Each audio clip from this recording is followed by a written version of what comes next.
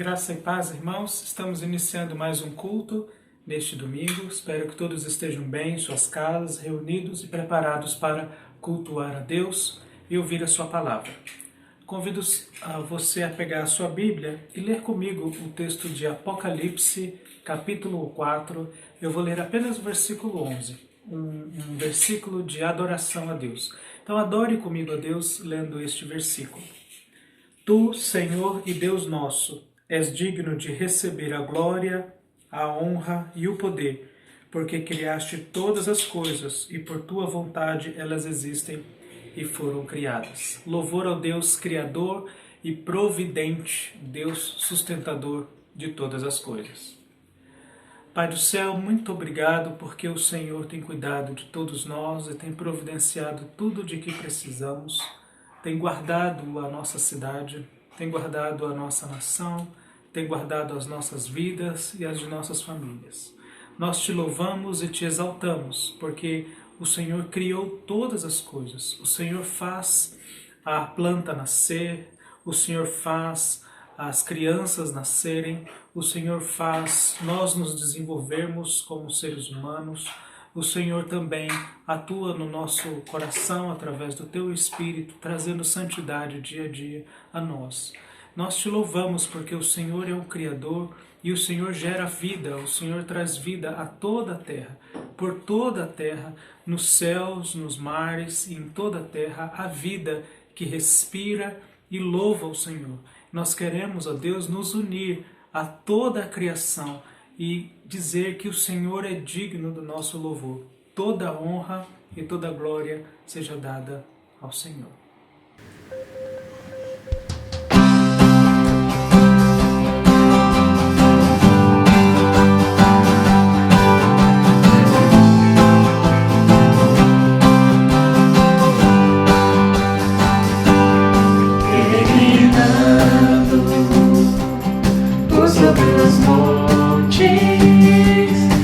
Pelos vales, sempre na luz, Cristo promete nunca deixar-me, sempre convosco, disse Jesus. Brilho celeste, brilho celeste, deixa minha alma, glória dos céus, aleluia, sigo cantando.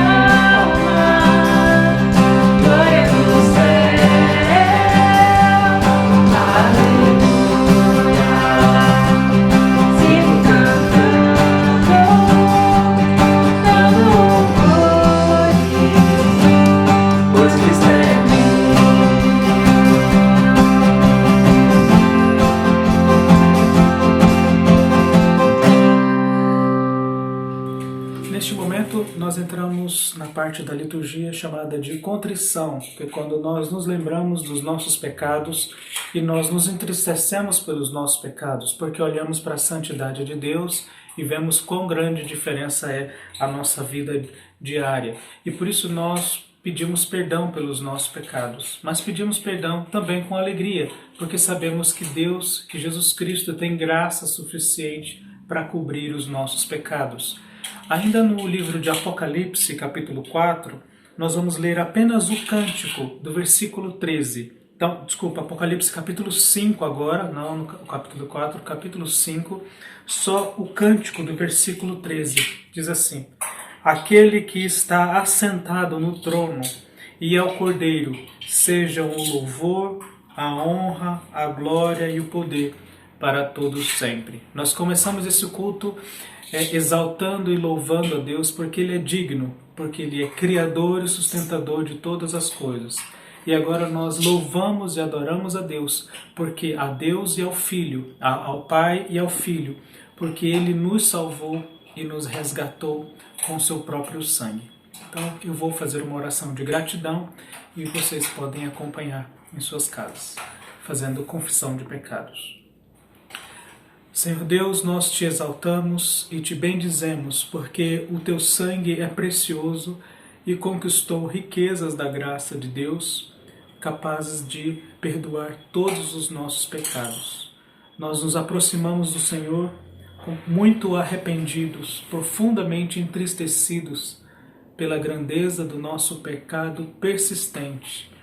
Nós também, ó Deus, rogamos perdão dos pecados daqueles que nós nem percebemos que o ofendemos. Ajuda-nos, ó Deus, na santidade. Ajuda-nos, ó Deus, a enxergar no nosso coração o nosso pecado. Esclarece no nosso coração a grandeza do nosso pecado, para que andemos com contrição no temor do Senhor e andemos em santidade diante do Senhor. Te louvamos e te agradecemos, porque o sangue de Jesus nos purifica de todo pecado. Se nós voltarmos alguns versículos, na verdade um versículo, o cântico do versículo 12 diz assim: Digno é o Cordeiro que foi morto, de receber poder, riqueza, sabedoria, força, honra, glória e louvor. Cordeiro de Deus é digno de receber poder, riqueza, sabedoria, força, honra, glória e louvor. Esse momento do culto é para lembrá-los da importância de oferecermos ao Senhor os nossos dízimos e as nossas ofertas. Os dízimos e as ofertas são oferecidos a Deus para a sua obra, para que a sua obra seja levada e cumprida pela Igreja do Senhor. A obra de levar a glória do Senhor para o bairro em que fomos plantados e para toda a terra. O dinheiro dos nossos dízimos e das nossas ofertas são totalmente destinados para a administração desta obra, de levar a glória do nome do Senhor Jesus para este bairro e para toda a terra. Então você deve estar passando aqui a conta bancária e você deve receber nos grupos da IPH a conta bancária em que você pode contribuir com os dízimos e ofertas.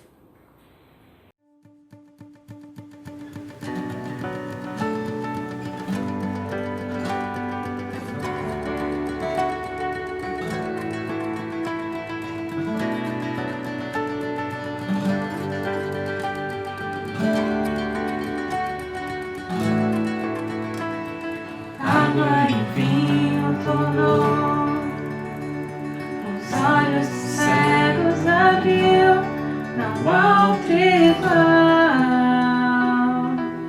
igual a Deus.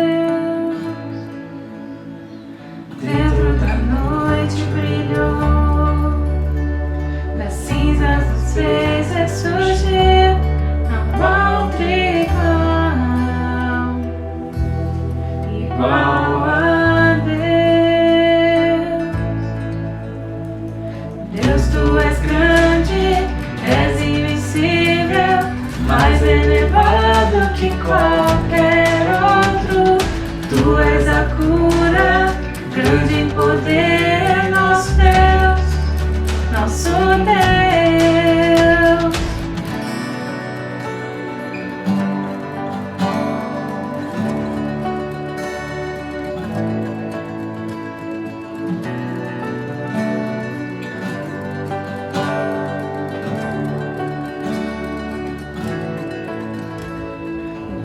da noite brilhou, das cinzas desfez e surgir, não há outro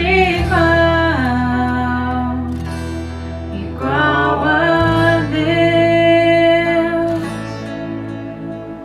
Deus, tu és grande, és invencível, mais elevado que qualquer outro. Tu és a cura, grande em poder, nosso Deus, nosso Deus. Deus, tu és grande, és invencível, mais elevado que qualquer outro. Tu és a cura, grande em poder, nosso Deus, nosso Deus.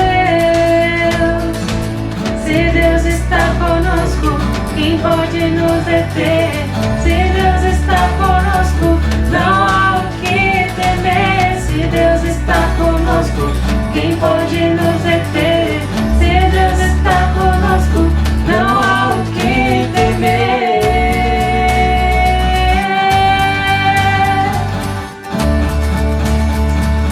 Não há o que temer.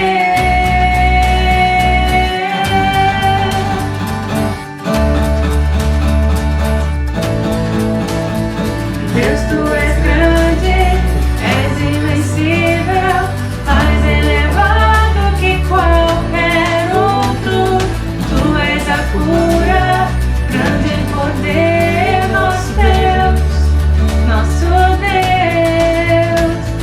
Deus, tu és grande, és invencível, mais elevado que qualquer outro. Tu és a cura, grande em poder, nosso Deus, nosso Deus.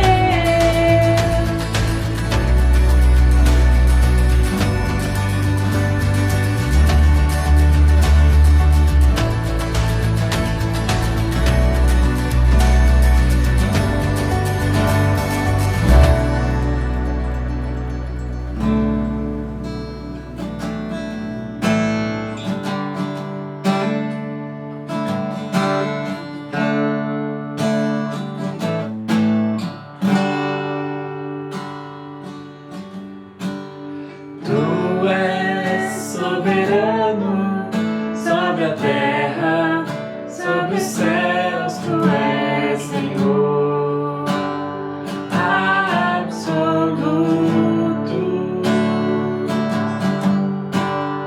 Tudo que existe e acontece, tu sabes muito bem. Tu és tremendo. Tu és soberano sobre a terra, sobre os céus. Tu és Senhor absoluto.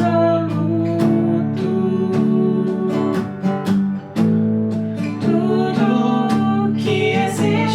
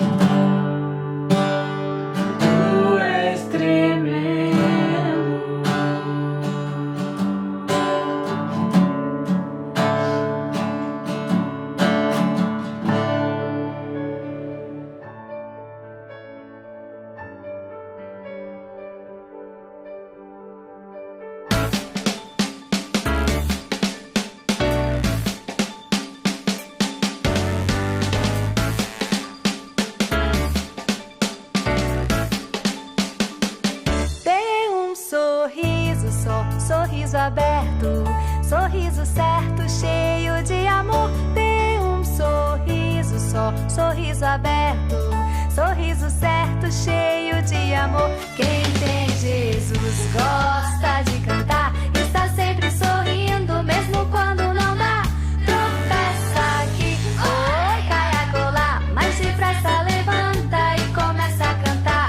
Quem tem Jesus gosta de cantar, está sempre sorrindo, mesmo quando não dá.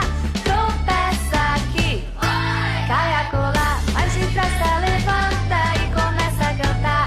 Dê um sorriso só, sorriso aberto, sorriso certo, cheio de amor. Dê um sorriso só, sorriso aberto, sorriso certo, cheio de amor. Quem tem Jesus gosta de cantar, está sempre sorrindo, mesmo quando não dá. Tropeça aqui, oh, cai acolá, mas depressa levanta e começa a cantar. Quem tem Jesus gosta de cantar, está sempre sorrindo, mesmo quando não dá. Tropeça aqui, oh, cai acolá, mas depressa levanta e começa a cantar. Mas depressa levanta e começa a cantar. Vamos orar, meus irmãos. Senhor, obrigado pela tua provisão, obrigado pelo teu cuidado com nossas vidas, obrigado por ser o nosso Deus, o nosso protetor, o nosso Pai, por cuidar de cada irmão. Obrigado a Deus por esses dízimos e ofertas depositados, nós consagramos para uso exclusivo na tua casa. Em nome de Jesus. Amém.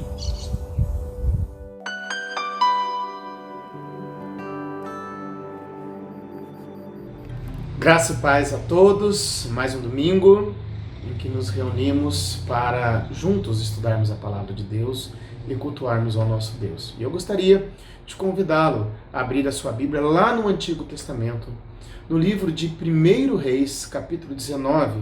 1 Reis, capítulo 19, nós leremos do versículo 1 até o versículo 3, que diz dessa maneira. Ora, Acabe contou a Jezabel tudo o que Elias tinha feito e como havia matado todos aqueles profetas à espada. Por isso Jezabel mandou um mensageiro a Elias para dizer-lhe que os deuses me castiguem com todo rigor se amanhã, nesta hora, eu não fizer com a sua vida o que você fez com a deles. Elias teve medo e fugiu para salvar a vida. Em Berseba de Judá, ele deixou o seu servo. Vamos fechar os nossos olhos. Vamos pedir a bênção de Deus sobre este momento. Pai, obrigado pela liberdade que nós temos. Obrigado porque nós, nos últimos meses, temos cultuado ao Senhor e estudado a Tua Palavra através da tecnologia, ó Deus. Muito obrigado, ó Pai. Eu quero te pedir, em nome de Jesus, que o Senhor nos ajude a entender a Tua Palavra. Que o Senhor fale conosco. Que o Senhor edifique a Tua igreja. Pois é no nome de Jesus que eu oro e agradeço. Amém. Da montanha para o vale. Esse é o nome da minha mensagem hoje. Da montanha para o vale. Existe uma expressão que diz que depois da montanha vem o vale. Depois da montanha vem o vale. Isso porque uma das leis da vida é que nem sempre se vive na montanha. Nem sempre se vive no topo. Foi assim com personagens bíblicos, por exemplo, Jonas, depois de ter sido usado por Deus em Nínive, de trazer um grande avivamento para a cidade de Nínive, ele pediu para morrer. Pedro, depois de pregar em Jerusalém e ter visto tantas pessoas vindo a Cristo, ele foi preso e pisoteado. Paulo, vivendo o clímax do seu ministério, da sua carreira, ele foi para a prisão em Cesareia e depois para Roma. Estes homens e tantos outros, tanto biblicamente quanto na história, passaram por vales e muitas vezes foram até tentados a desistir, mas nós aprendemos com eles que Deus nos sustenta em qualquer extremo da vida, seja no vale ou seja no topo da montanha. E hoje nós vamos olhar para parte da vida do profeta Elias e aprender como encontrar o equilíbrio em momentos de extremos. Qual é o contexto do texto que nós lemos? Elias, se nós voltarmos um pouco, nós não vamos ter tempo para isso agora. Mas se nós voltarmos um pouco, Elias havia acabado de ser usado tremendamente por Deus. Sozinho, ele havia enfrentado 450 profetas de Baal, o deus da mitologia cananita, no Monte Carmelo. Como? Havia um altar seria erguido e colocado sobre esse altar um novilho. Então, os profetas de Baal orariam a Baal e Elias oraria ao Deus de Israel, Yahvé. E o Deus que fizesse descer fogo do céu, esse seria reconhecido como Deus verdadeiro. Os profetas de Baal, eles não conseguiram isso. O teste foi montado. Eles oraram e não conseguiram. E Elias orou, e quando Elias orou, o fogo desceu sobre o altar. O Deus de Israel, se mostrou verdadeiramente o Deus. E naquele mesmo dia, Elias fez com que os 450 profetas de Baal fossem mortos. Naquele mesmo dia. Mas essa notícia, ela chega aos ouvidos de Jezabel. Jezabel era esposa de Acabe, o rei rebelde de Israel. Era ela quem verdadeiramente mandava ali no reino. Então ela resolve fazer com Elias o que ele havia feito com os 450 profetas de Baal, matar Elias. Mas aqui começa o conflito desse profeta. Há pouco, sozinho, ele enfrentou 450 homens para depois matá-los. Há pouco, ele havia confiado em Deus para uma proeza que somente Deus poderia fazer através dele. Mas o corajoso homem agora, ele teve medo e ele se tornou um fugitivo. Nós temos agora um homem vivendo extremos da vida. Antes, na montanha, agora no vale. E quanto a você? Será que você tem passado por momentos assim, de montanhas e de vales? Talvez ontem, cheio de riqueza, cheio de oportunidades, e hoje sem recursos e vazio?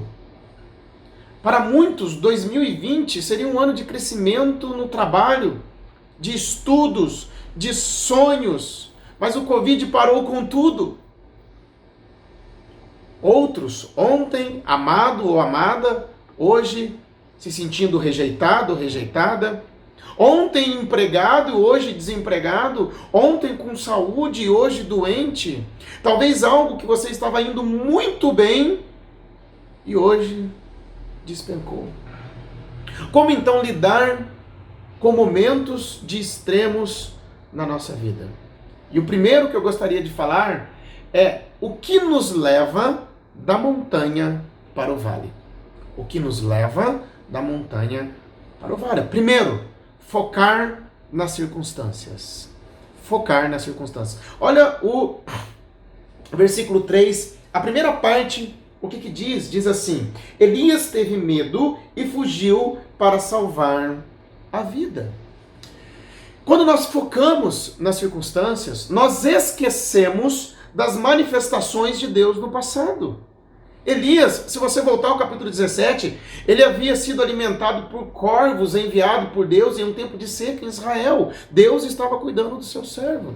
Elias havia sido usado tremendamente, milagrosamente por Deus para suprir as necessidades de uma viúva na cidade de Serepta. No capítulo 17 também fala. Mas ao invés de focar no poder e na pessoa de Deus, Elias agora ele foca no tamanho do poder de Jezabel para persegui-lo. E quando nós focamos nas circunstâncias, nós experimentamos o medo. A palavra medo traz a ideia de investigar e ver. Elias viu que ele não podia com Jezabel, que ele não tinha forças. Então ele foge e ele tem medo. Ele foca nas circunstâncias, ele foca no poder de Jezabel e não no Deus de Israel.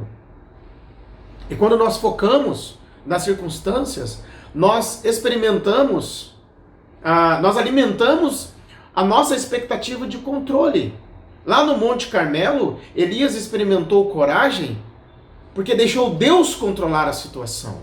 Agora no vale, Ele quis enfrentar Jezabel sozinho, crendo que talvez tinha poder para isso, mas ao investigar, ele viu que não tinha e então ele foge.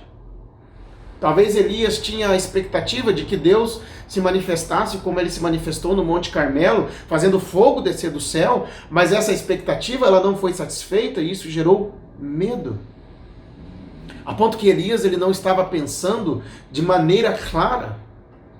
E normalmente, quando nós estamos angustiados, quando nós estamos com medo, a nossa mente é tomada de uma confusão e nós não vemos claramente as coisas. E nós nos esquecemos de tudo aquilo que Deus tem feito por nós. Nós focamos somente nos problemas.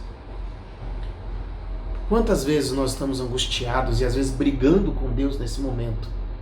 Querendo que Deus faça algo, mas nos esquecemos de toda a manifestação, de tudo aquilo que Deus fez na nossa vida. E eu pergunto para você, para quem você tem olhado?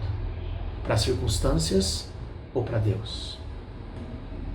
O que nos leva da montanha para o vale? Primeiro, focar na circunstância. Segundo, isolar-se.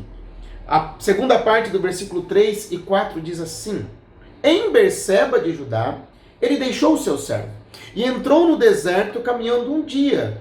Chegou a um pé de giesta, sentou-se debaixo dele e orou pedindo a morte. Já tive o bastante, Senhor. Tira a minha vida, não sou melhor do que os meus antepassados. E quando nós nos isolamos, nós perdemos o privilégio de termos com quem repartir a carga. Quando nós nos isolamos, a não ser que seja para buscarmos o Senhor, isso é correto, mas quando nos isolamos para curtir o nosso insucesso ou a nossa dor, está errado. Porque quando nós fazemos isso, nós nos isolamos de pessoas de quem nós precisamos. O texto diz que Elias deixou o seu servo. Elias deveria ter ficado com um amigo de confiança, um companheiro que pudesse lhe dar força e objetividade, mas ele deixa o seu servo e ele se isola. Na nossa vida também é assim.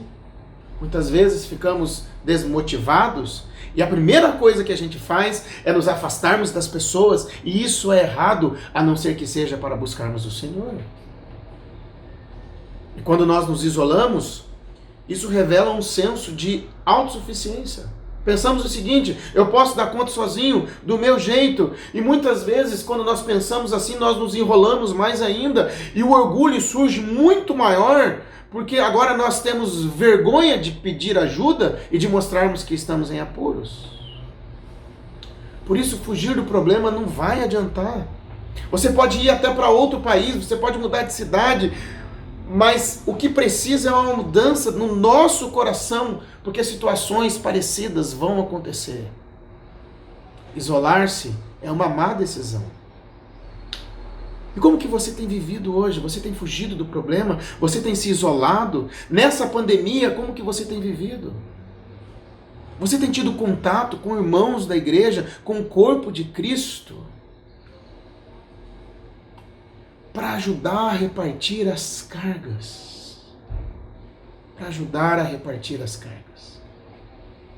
O que nos leva da montanha para o vale? Primeiro, focar nas circunstâncias. Segundo, isolar-se. E terceiro, alimentar autocomiseração. Olha o que Elias disse: já tive bastante, Senhor, tira a minha vida, não sou melhor do que os meus antepassados. Esse grande homem de Deus, esse profeta, ele foi reduzido a um monte de autopiedade. Eu não sou melhor do que os meus pais, eu não sou melhor do que ninguém, eu não sirvo para nada, toma a minha vida, eu sou um zero à esquerda, é isso que ele estava dizendo. E como os israelitas acreditavam que o suicídio era uma afronta ao Senhor, Elias então pede que o Senhor tire a sua vida. A autocomiseração faz com que nós tenhamos um tipo de pena de nós mesmos. E se o problema não é resolvido, muitas pessoas querem a morte. E a autocomiseração é uma espécie de inveja, pois nós começamos a nivelar a nossa vida com outras vidas. Eu não sou melhor que. Então, se você não atinge aquele nível que outras pessoas têm, você começa com uma autocomiseração, e isso é uma mentira. Muitas vezes nós criamos um mundo ou um sonho, e quando nós não atingimos, nós nos fechamos em tristezas, melancolia e autocomiseração. Eu não sirvo para nada, a minha vida não vai a lugar nenhum. Por isso nós precisamos estar abertos ao plano de Deus na nossa vida. E muitas pessoas vivem lutando contra o plano de Deus. Às vezes, para nós, parece que o plano de Deus é algo muito simples.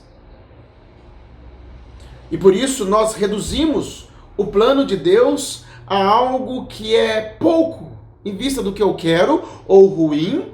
Mas a palavra de Deus diz que a vontade de Deus ela é boa, perfeita e agradável. Romanos 12, versículo 2. Olha o que diz. Não se amoldem ao padrão deste mundo. O mundo vai querer te empurrar e te dizer muitas coisas. Não se amoldem ao padrão deste mundo.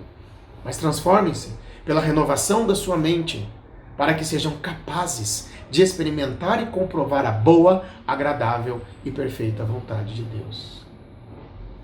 Normalmente pessoas deprimidas olham muito para dentro de si. Você está olhando para o seu problema e para você mesmo ou para Deus? Como então encontrar equilíbrio apesar da vida que nos pressiona para baixo? O que nos leva ao equilíbrio? Primeiro, apreciar a graça de Deus. Olha o versículo 5 a 8.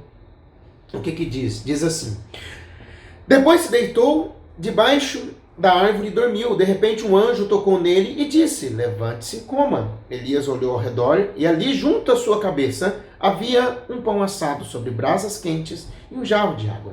Ele comeu, bebeu e deitou-se de novo. O anjo do Senhor voltou, tocou nele e disse: levante-se e coma, pois a sua viagem será muito longa. Então ele se levantou, comeu e bebeu. Fortalecido com aquela comida, viajou 40 dias e 40 noites até chegar a Horebe, o monte de Deus. A primeira lição, apreciar a graça de Deus. Deus supriu o que Elias precisava naquele momento. E olha só que interessante, pão cozido sobre pedras em brasa e um jarro de água. Elias come, o anjo toca nele, ele come e bebe, ele volta a dormir. Então o anjo do Senhor mais uma vez o acorda e pede para ele comer e beber, pois o caminho seria longo. Elias tanto descansou como comeu naquele momento, e com a força daquela comida, ele caminhou 40 dias e 40 noites até o Monte Horebe. Monte Horebe é o Monte de Deus, um nome alternativo para Monte Sinai. Elias passou 40 dias na dependência do Senhor, dependendo da graça do Senhor para sobreviver. E ele andou, nesses 40 dias, cerca de 512 quilômetros. Você já percebeu que por mais que você esteja passando por um vale, é Deus quem te sustenta e que te dá graça para que você continue caminhando? Nesse vale de 2020, pare e pensa. Esse ano tem sido um vale. Esse ano tem sido um ano atípico dos nossos dias. Você está vivo. Apesar das dificuldades, Deus tem te sustentado.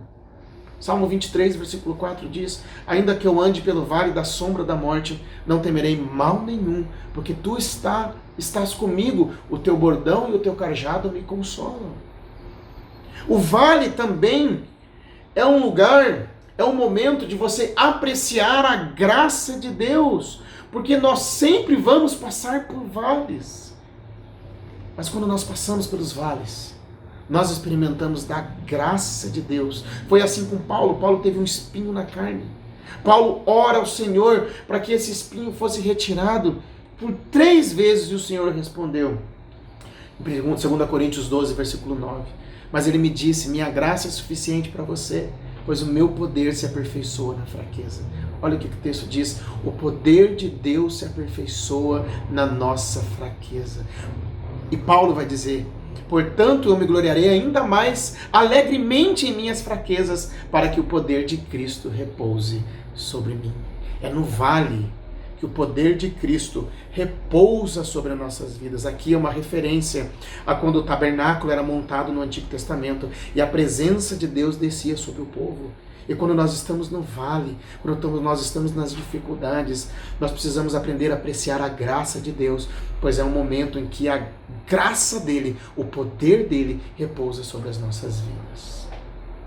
O que nos leva ao equilíbrio? Primeiro, apreciar a graça de Deus. Segundo, abrir-se para ser tratado por Deus. Versículo 9, versículo 10 diz assim: ali entrou numa caverna e passou a noite. E a palavra do Senhor veio a ele: o que você está fazendo aqui, Elias? Elias, ele respondeu: tenho sido muito zeloso pelo Senhor, o Deus dos exércitos.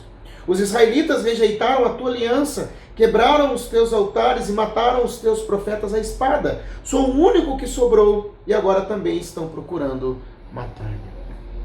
Quando nos abrimos para ser tratados por Deus, ele nos chama graciosamente. Olha o que Deus pergunta para Elias: o que você está fazendo aqui? Deus não se aproximou de Elias com: você deveria estar envergonhado, você deveria sair dessa. Mas ao invés disso, ele faz uma pergunta para Elias, para que Elias se abrisse para ele. Muitas vezes a nossa tendência, especialmente nos vales, é de acharmos que Deus virá como um juiz nos julgando. Nós temos medo, muitas vezes, de Deus e da mão de Deus. Sim. Mas o Senhor pergunta para Elias aqui: o que você está fazendo aqui? E o escuta. Ele escuta. Elias falou. Elias exagerou na sua fala, dizendo que ele era o único que havia sobrado. Elias, ele aumentou o problema. Mas Deus o ouviu. Mesmo Elias estando errado, Deus o ouviu. E como nós precisamos orar. E como nós precisamos abrir o nosso coração para Deus. O Senhor nos escuta quando nós estamos deprimidos, mesmo que estejamos errados. E assim como ele fez com Elias, ele também faz conosco, ele nos corrige. O que nos leva ao equilíbrio? Apreciar a graça de Deus, abrir-se para ser tratado por Deus, mas também aceitar a rotina de Deus. Versículo 11 a 13 diz assim: o Senhor lhe disse: saia e fique no monte, na presença do Senhor, pois o Senhor vai passar. Então veio um vento fortíssimo que separou os montes e esmigalhou as rochas diante do Senhor, mas o Senhor não estava no vento. Depois do vento, houve um terremoto, mas o Senhor não estava no terremoto. Depois do terremoto, houve um fogo, mas o Senhor não estava nele. E depois do fogo, houve um murmúrio de uma brisa suave. Quando Elias ouviu, puxou a capa e cobriu o rosto. Saiu e ficou à entrada da caverna. E uma voz lhe perguntou: o que você está fazendo aqui, Elias? Fogo, terremoto e trovão. Estas são expressões das manifestações do poder de Deus no monte do Sinai. Mas Deus não se revela dessa maneira para Elias. O Senhor responde para Elias de uma maneira inesperada. E qual que era? Deus estava presente no silêncio. Muitas vezes nós esperamos que Deus nos responda. Nós estamos esperando uma resposta de Deus, talvez uma grande manifestação, mas muitas vezes Deus nos responde como nós menos esperamos. Imagina, fogo, terremoto, trovão, e de repente um vento, né? Um murmúrio de uma brisa suave. E o texto diz que Elias, provavelmente ele ficou curioso, ele estava dentro de uma caverna, ele se enrola, ele cobre o seu rosto, ele vai ver o que está acontecendo. Elias agora descansado e pronto para ouvir a voz do Senhor, ele sai da caverna. Queridos, quantas vezes esperamos grandes sinais de Deus? Mas o Senhor, ele pode responder às nossas orações de maneiras que nós nem esperamos. E isso se chama fé. Quando nós entregamos tudo nas mãos do Senhor e aguardamos que Ele responda as nossas orações conforme a sua santa e bendita vontade. Talvez você está vivendo dentro de uma caverna hoje, aguardando uma grande manifestação de Deus. Às vezes aguardando um milagre de Deus na sua vida. Mas eu quero te dizer algo. Deus também age nas coisas simples do dia a dia, no silêncio, em coisas que nós nem imaginamos. Muitos precisam sair da caverna em que estão, aceitando quem Deus é, não só esperando a manifestação de Deus em coisas estrondosas, mas deixa Deus ser Deus. O que nos leva ao equilíbrio? Primeiro, apreciar a graça de Deus, abrir-se para ser tratado por Deus, aceitar a rotina de Deus e assumir as responsabilidades que Deus nos deu.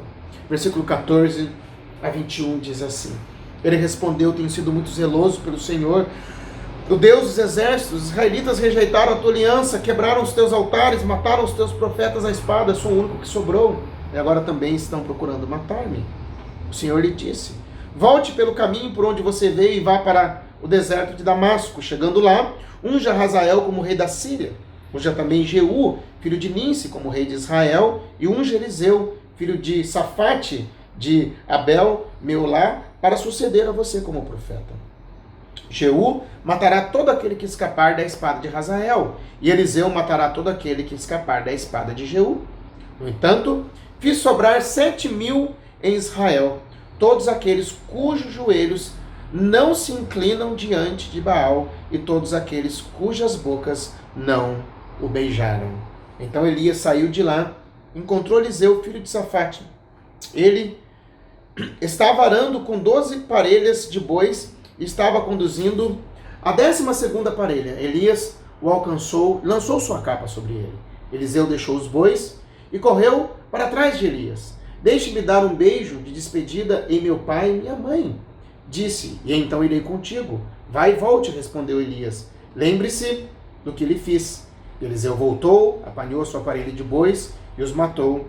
Queimou o equipamento de arar para cozinhar a carne e a deu ao povo, e eles comeram.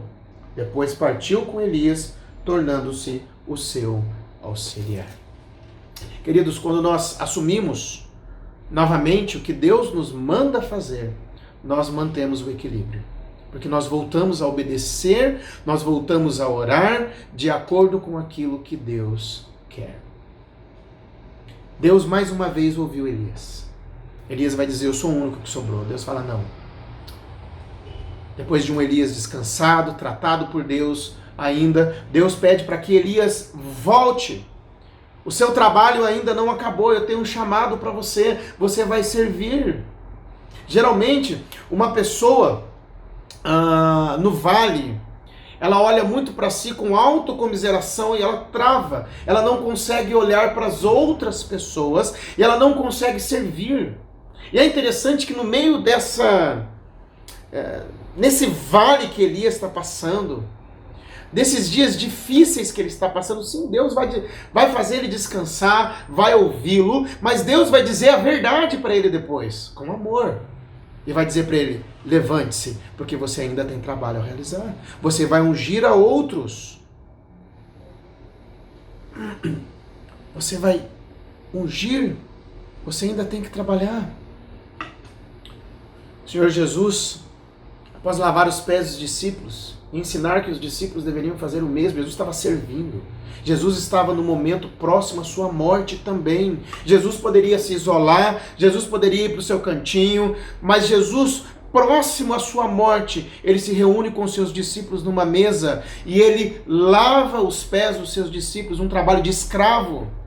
E ele diz lá em João 13:17, agora que vocês sabem estas coisas, felizes serão se as praticarem. Jesus está dizendo para os discípulos: sirvam. Sirvam. E Deus ainda coloca um amigo junto a Elias, Eliseu, que seria o seu sucessor. Um dos passatempos nesta quarentena que minha esposa Thaís tem se aventurado é em montar quebra-cabeça. Muitas vezes eu não tenho feito isso. Eu fico vendo ela de longe, montando alguns quebra-cabeças. E como tem hora que ela realmente quebra a cabeça, ela não consegue encaixar, ela não consegue entender. Mas depois de uma semana montando, a gente vê a beleza do quadro. Como é linda a imagem de um quebra-cabeça de 2.000 peças, 3.000 peças. Eu creio que assim também, de certa forma, é a nossa vida. Muitas vezes nós estamos confusos, nada se encaixa. Nós ficamos nervosos, ansiosos, mas Deus está montando o quadro da nossa vida, de acordo com a sua soberania. E lá na frente, nós vamos enxergar o que Ele está fazendo e quais eram os seus propósitos. E eu pergunto para você, como que está a sua vida nesse momento? A palavra de Deus diz que Elias era homem como nós, sujeitos aos mesmos problemas, e mostrou o tratamento de Deus. Eu não sei qual a causa de você estar no vale, se você está no vale. Mas eu gostaria de desafiar você a algo. Pare de focar nas circunstâncias. E saiba que Deus é muito maior do que o seu problema. Segundo, não se isole, mas junte-se aos irmãos e amigos que te levam para mais perto de Cristo. Junte-se à igreja, a irmãos. Todos nós estamos passando por problemas e lutas. Nós precisamos uns dos outros. Pare de alimentar autocomiseração. Pare de ficar pensando muito tempo em si mesmo. Tire tempo para o Senhor, descansando que Ele irá cuidar dos teus problemas. Lance sobre Ele a sua ansiedade. Procure amar a Deus independente de grandes sinais, mas simplesmente ame-o. E procure pessoas a quem você possa servir. Ore por essas pessoas. Assim você tira o foco um pouco de você mesmo. Se você está no vale, cansado, olha o que o Senhor Jesus disse. Venham a mim todos os que estão cansados e sobrecarregados, e eu lhes darei descanso. Tomem sobre vocês o meu jugo, aprendam de mim, pois sou manso e humilde de coração, e vocês encontrarão descanso para as suas almas. É de Cristo que nós precisamos, é a Ele que nós precisamos ir, é nele que nós encontraremos descanso. Somente em Cristo. É dele que nós precisamos aprender. Ele nos entende e nós encontraremos descanso para as nossas almas. Você já foi a Cristo? Quem sabe hoje é o dia de você ir a Cristo e de você aprender o que é estar em Cristo e depender da suficiência dele e da graça dele. Gostaria de orar pela sua vida. Oremos.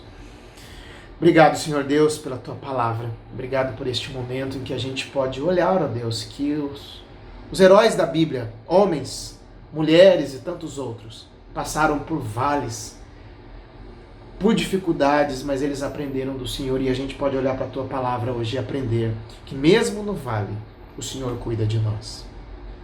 Obrigado pela Tua palavra. Abençoe a nossa igreja, os nossos irmãos. Abençoe a todos que estão ouvindo essa mensagem. Se há aqueles que estão tristes, angustiados no vale, visita cada um destes, ó Deus. Que eles aprendam a descansar no Senhor, a não se isolarem, a não ficarem olhando muito para dentro de si, mas a confiarem no Senhor e a servirem aqueles que estão à sua volta. Obrigado por este momento, ó Deus. Obrigado pela Tua palavra, pois é no nome de Jesus que eu oro e agradeço. Amém. Vamos louvar ao nosso Deus com mais um cântico?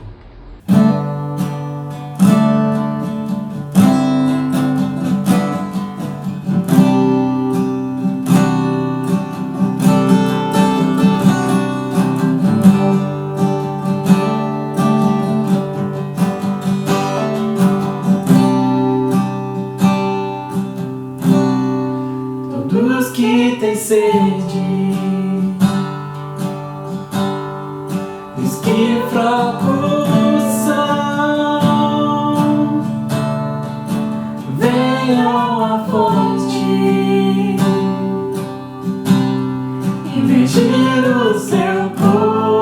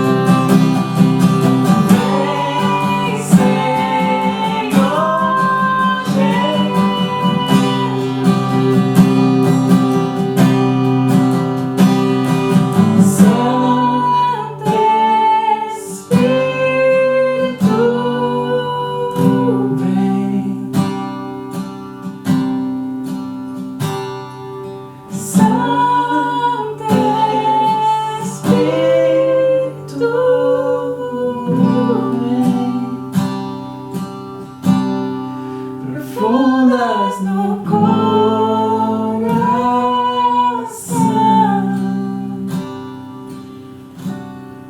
profundas no coração,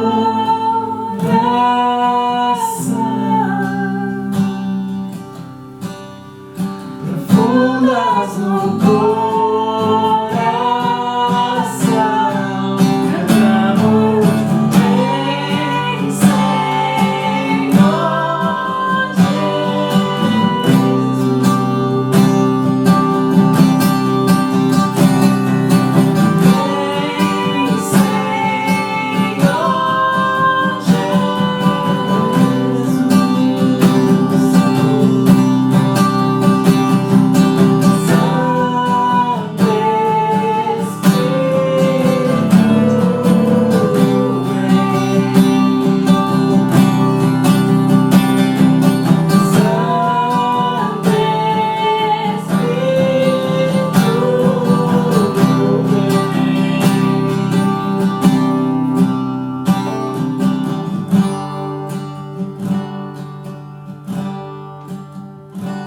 Vamos orar mais uma vez e recebermos a bênção.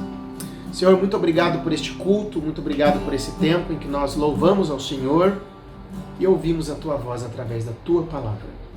Te pedimos, ó Deus, uma semana na Tua presença, abençoada, guardados pelo Senhor, ó Deus. Livra-nos do mal, livra-nos do coronavírus, ó Deus. Abençoe a Tua igreja, o Teu povo. Senhor Deus, aqueles que estão desempregados, abra a porta, ó Deus, sustente.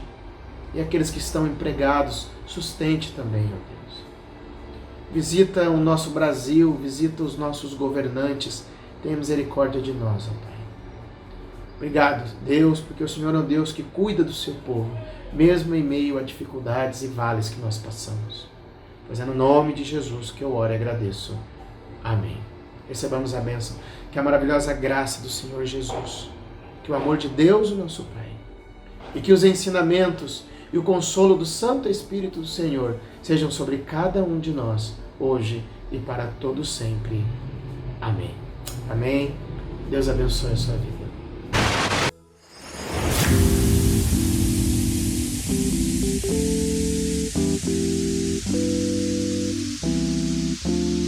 Queridos irmãos, já são 4 meses em que nós estamos cultuando ao nosso Deus através do YouTube, esse tempo, essa tecnologia que Deus tem disponibilizado para nós. Quando o governo pediu para que fechássemos as igrejas por precaução, para cuidar da saúde dos nossos irmãos, nós do Conselho achamos por prudência a melhor decisão seria fecharmos a igreja e cultuarmos a Deus, como nós temos feito. Mas, reunido com o Conselho, debaixo de muita oração e temor do Senhor, o governo ele aprovou que as igrejas pudessem reabrir novamente. Então, a partir do dia 16 de agosto, nós vamos voltar com os nossos cultos, né? Na verdade, somente um culto. Nós vamos voltar com os nossos cultos semanais, né? De domingo, às 18h30, debaixo de muito temor, né? E nós estamos trabalhando junto com a diaconia. A diaconia está preparando todo um protocolo para a igreja de como será esse encontro, como vão ser estes momentos em que alguns irmãos poderão se reunir. Nós teremos, logicamente, um grupo menor na igreja e aqueles que ainda estão no grupo de risco, esses não poderão comparecer nos nossos cultos, né? Então, de momento, a partir do dia 16 de agosto, às 18h30, nós vamos voltar com os nossos cultos. Mas a nossa escola dominical, ela continua às 11h da manhã pelo Google Meet online. E o nosso culto de oração, nas quartas-feiras, às 9h da manhã e às 19h, também vão continuar pelo Google Meet. E o encontro dos jovens também no sábado pelo Google Meet. Mas nós vamos voltar somente com uma programação, né, até que tudo volte à sua normalidade. Então, eu continuo dizendo para você, mesmo nessa distância, continue participando da Escola Bíblica Dominical. Continue participando dos momentos de oração. Tem sido uma bênção o tempo de oração da igreja.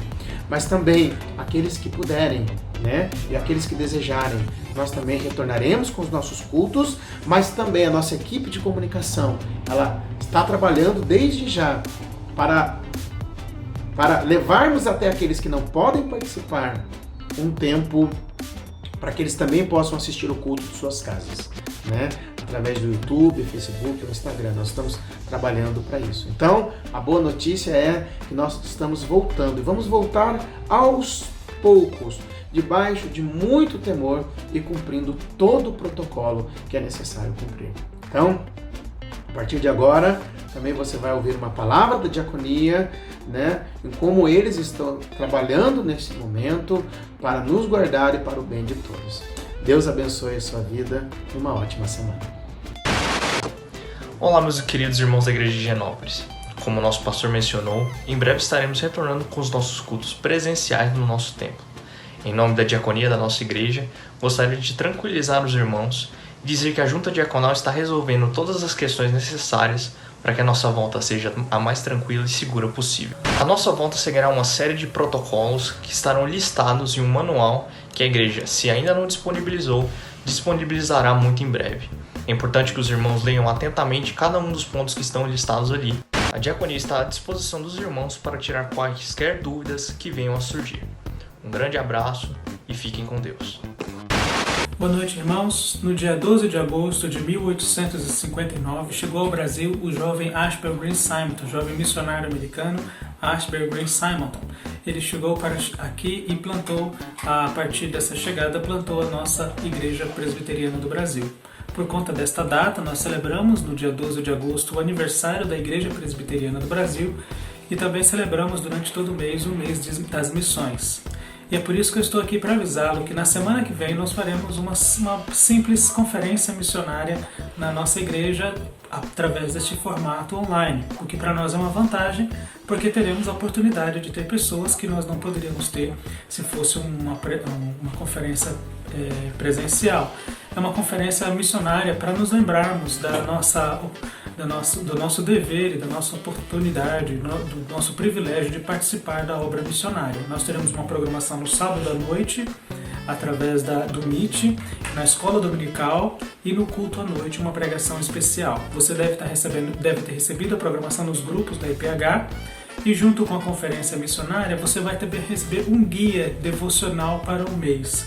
Nesse guia devocional você vai receber 4 devocionais explicando por que orar por missões, por que investir em missões, por que enviar missionários e por que ser um missionário. Haverá 4 devocionais e também terá lá todos os dados e as informações dos missionários em que nós participamos aqui na nossa igreja. Então, envolva-se com missões na IPH, envolva-se com missões durante esse mês de agosto também. Deus abençoe.